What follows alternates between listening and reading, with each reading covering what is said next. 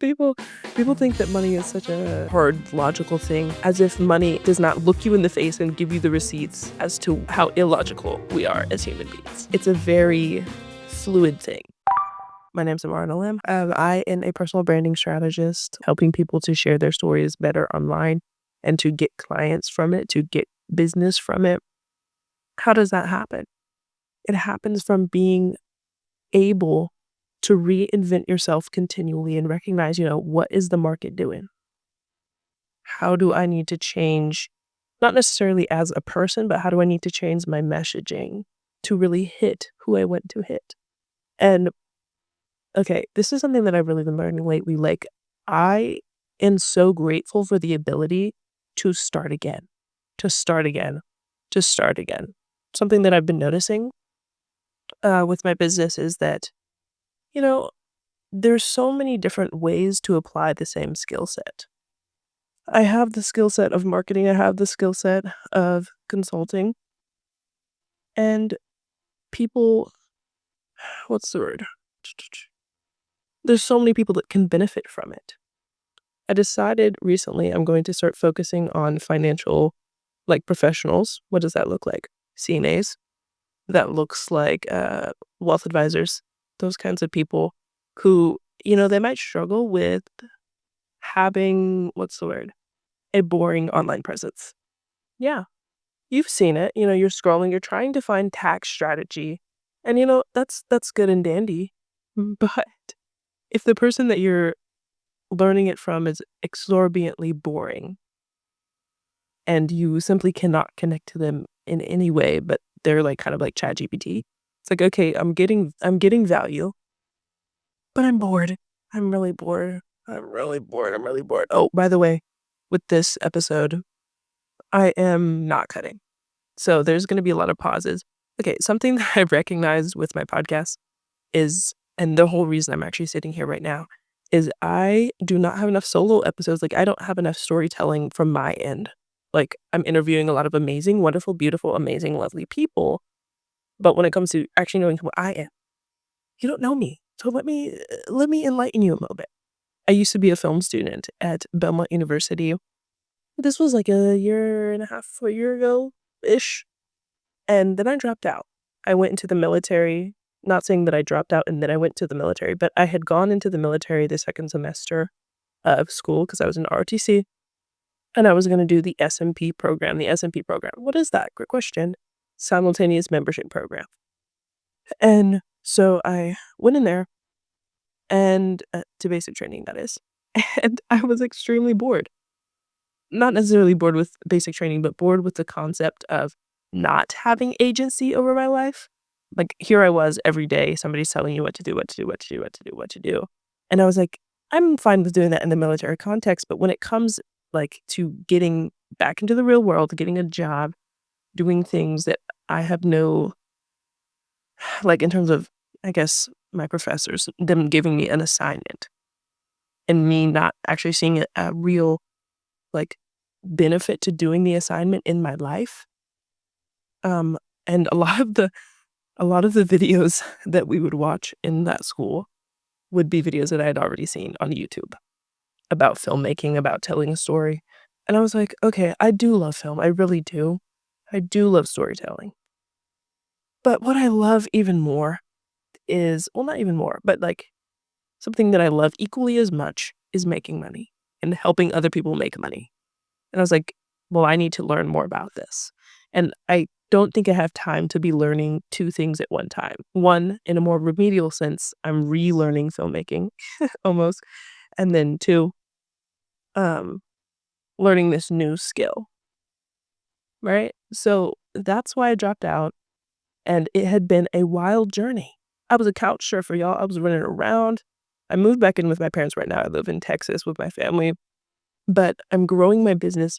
I'm growing my podcast. I'm learning how to speak to people about complex business issues, complex marketing issues that is saving them thousands. And like, I could not have done this without dropping out.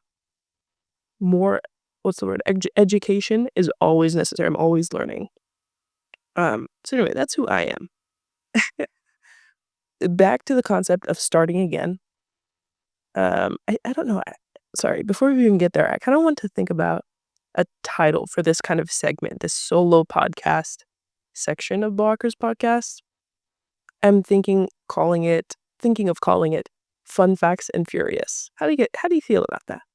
Hey guys, welcome to Fun Facts and Furious, the segment in Blockers podcast where Amara and Alim, I don't know how the intro would go, but something fun, something unique.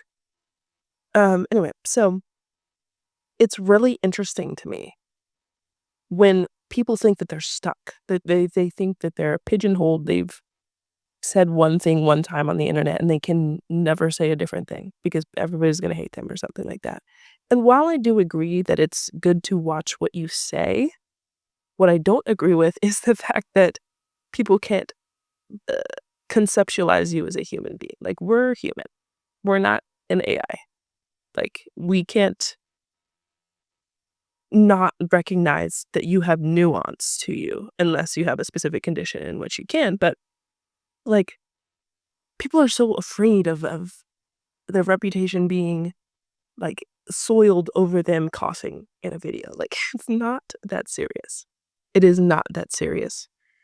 And in fact, the best clients that you ever do get are going to be the people that see the humanity in you, see the imperfection, and continue to work with you because they also see your competence.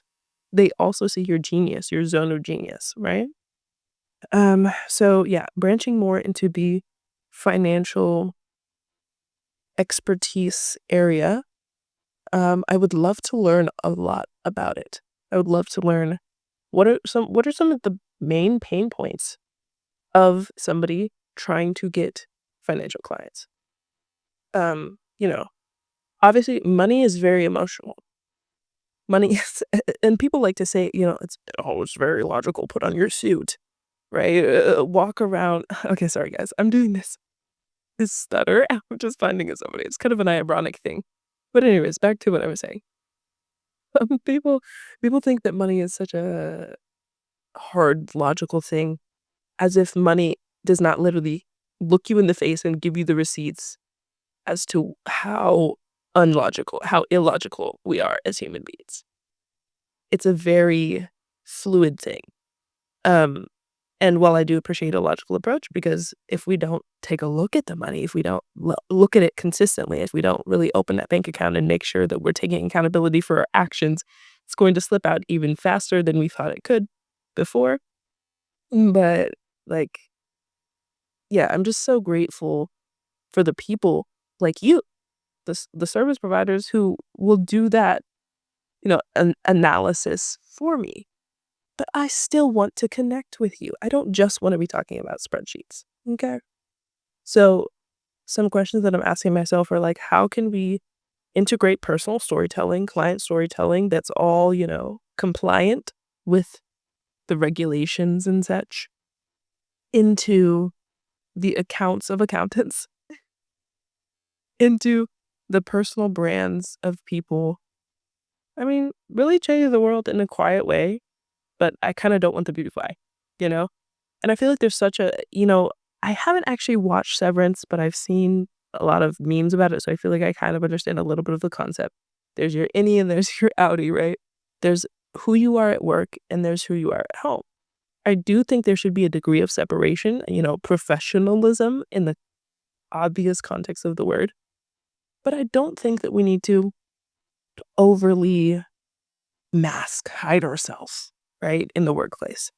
In the military, y'all, I'm so unserious, but I'm also very serious. So it just depends on what day you catch me, but or not what day, what moment, because I'll shift. But I'm very much so a personality hire.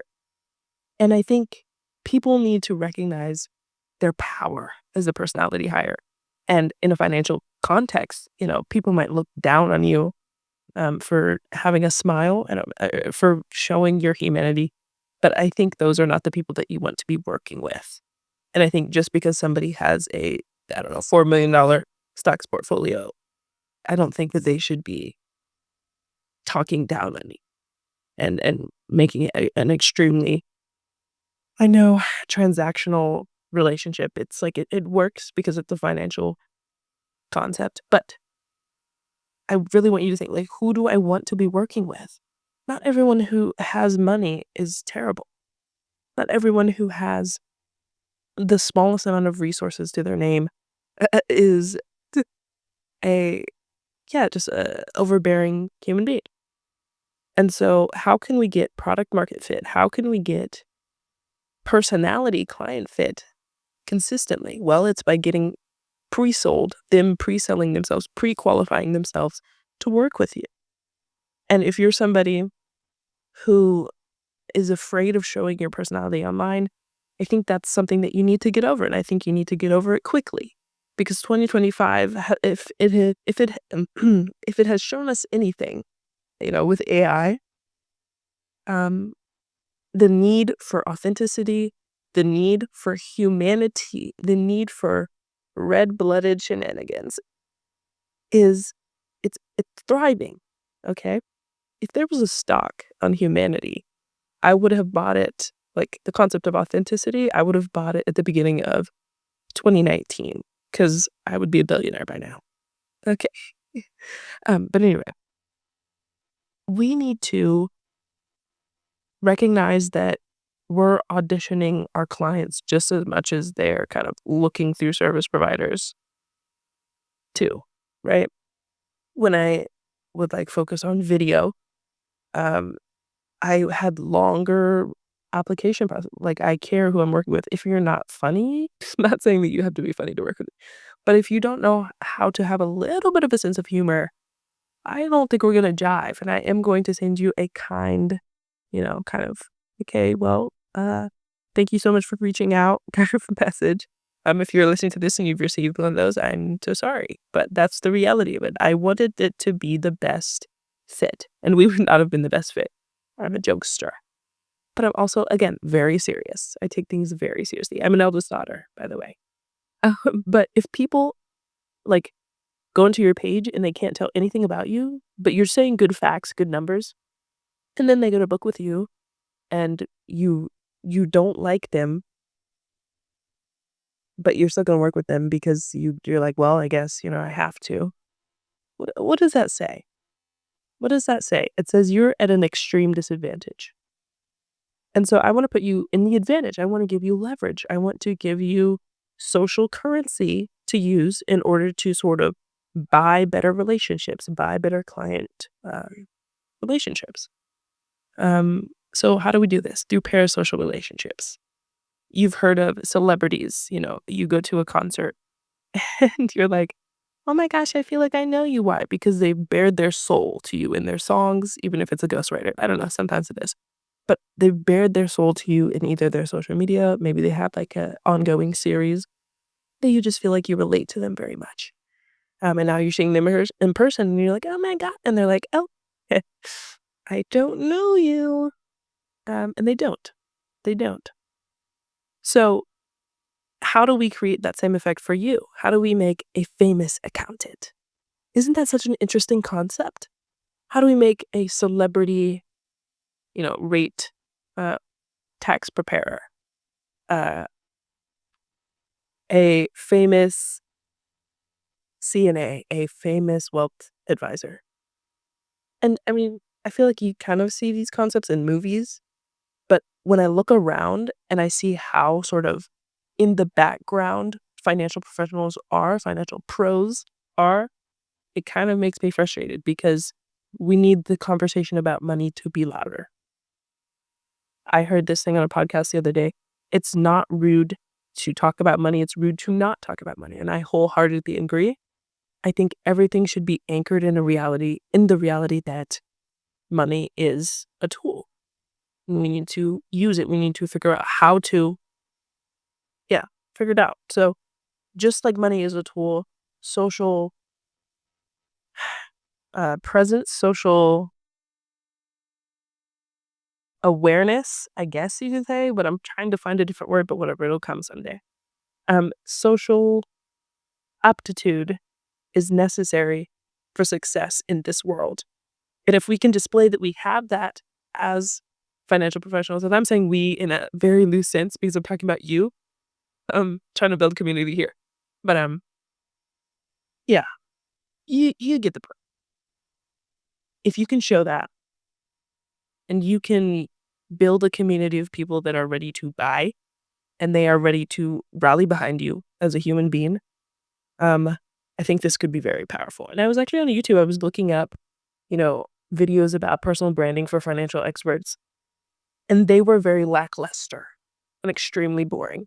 And they only focused on being the expert, which I know is extremely important, extremely valuable. And yes, we need to see that you have authority in this space, you have experience. Wonderful, great. Who are you?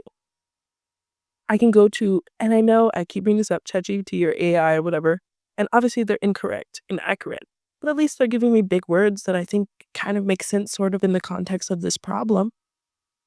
But when I'm talking to a human being that gets it, that's powerful.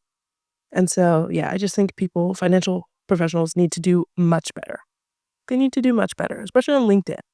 On LinkedIn, it is scary. Like, no human is reading numbers all day. Like, we're literally not computers, unless you're a financial professional. Sorry. What I'm saying is your clients aren't doing that. They're hiring you to do that.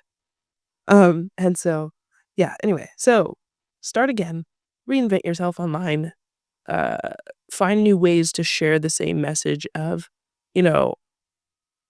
we care about how you show up. We care about who you are, as a person in this world building wealth, realistically.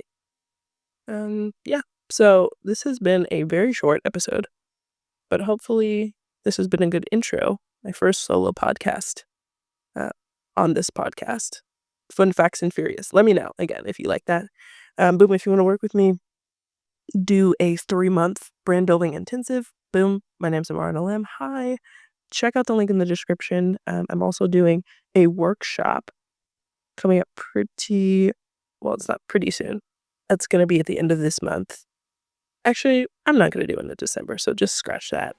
It's Christmas, holidays, nobody's focused on anything. So I'm not going to do a workshop, but you can still be my client. I'm actually going to make a YouTube video coming out very soon on how I would design a personal brand for a financial expert and make them modern, make them relevant, make them exciting to engage with. Yeah, so stick around and listen to that /watch that, and have a great rest of your day. Happy December 1st, everybody.